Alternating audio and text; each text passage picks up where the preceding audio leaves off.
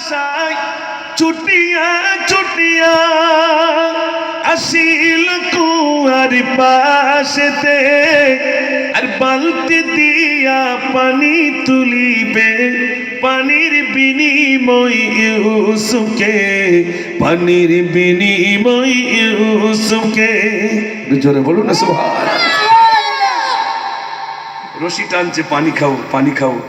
বালতিতে দেখে একটা সুন্দর বাচ্চা, এত সুন্দর বাচ্চা, পানি খাওয়াতে কোন দূর হয়ে গেল, এত সুন্দর বাচ্চা। তখন সওদাগর বলছে, রূপ দেখিয়া খুশির ফোয়ারা, রূপ দেখিয়া খুশির ফোয়ারা উঠিল মিশর শহরে, বিক্রি করিয়া ফেলিবে বলিয়া প্রচার করিল বাজারে, প্রচার করিল বাজারে।